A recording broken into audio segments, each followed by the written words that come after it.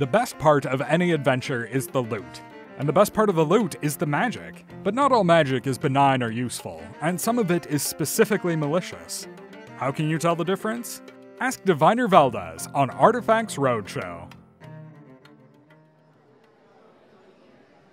My great-aunt just died, and she left me her house and all its contents. I'm very sorry to hear that. It's okay. She was 190. That's... quite a long time for a human. I was her only living relative. Anyway, one of the things I found was this doll. Yes, tell me about the doll. Well, the doll is made of porcelain with eyes that open and close by magic. It can move around some. To be honest, I've always been terrified of it. I think it might be cursed. Oh? Why do you think that? It follows me around. It followed me to my house when I definitely left it at my aunt's. I took a trip, and each night it would show up at whatever inn or campsite I stopped at. I couldn't leave it behind. I tried burying it. I tried throwing it off a cliff. I tried feeding it to a bear. It would always show up the next day. But that's not the worst part. The worst part is, it laughs. It doesn't talk, just laughs.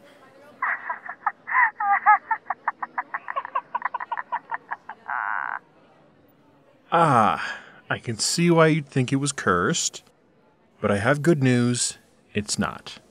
It's not? No. So this doll is a type that was popular with children, about 200 years ago. It's enchanted to be a fun companion for a young person. Fun? Yeah, think about children and their toys. It's enchanted to keep kids from losing it or breaking it. When it was new, it would have talked too, not just laughed. I'd guess this is one of your great-aunt's mementos from her childhood. They can be very valuable to collectors. I'd say probably 5,000 or 6,000 gold at auction. So, you're sure it's not cursed? Yes. Can you take it and throw it in the volcano anyway?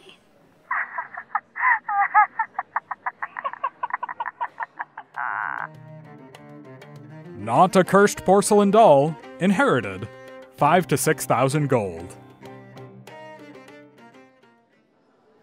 I found this magic sword sealed up behind a false wall in the cellar of my house. Hey, I can't see. Probably give me a bit of a wave around. Can you hear me? It talks. I can do more than that. I sing, I tell jokes, I taunt enemies as I stab them, and I offer guidance. Really, I'm a quadruple threat. He keeps encouraging me to do things. It's advice. Sound, tactical advice. You encouraged me to attack guards on 6 separate occasions, and also told me you thought I could take a giant one-on-one. I'm not an adventurer. Anyway, that's why I think the sword might be cursed. Hey, I am a blessing, and I'm very hurt by that suggestion. May I? Please do. Yeah, keep going. I think you should stab those guys. No. Okay, so this sword once belonged to Sir Lanford de Maynard, a knight-errant active beginning around 1077, based out of a Highland.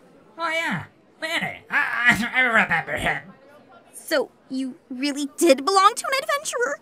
A knight? That's what I've been trying to tell you. With his magic sword, enchanted for keenness and cutting power, he undertook many adventures. He's probably most famous for slaying the dragon Searant, who had been sinking ships off the coast of the Vorm jungle. And naturally, he couldn't have done it without my expert advice. I remember him being sort of quiet, so I usually did the talking for us. The other notable thing about Sir Lanford de Maynard is that he was completely deaf. Was he? I never noticed. I'll bet. Anyway, such a legendary sword, easily 15,000 gold at auction between the enchantment and the historical significance. Assuming, of course, you sell it at a silent auction. And the sword isn't cursed? Like, is this the reason Sir Lanford was deaf or something? No, it's quite safe. Well, as safe as any other sword. Could you throw it in the volcano anyway? Hey, Magic talking sword walled up in a cellar like a cask of very special wine? 15,000 gold. So I found this jar up in a tree. I noticed these little holes in the metal lid. It is full of little insect critters. So I went to let them all out.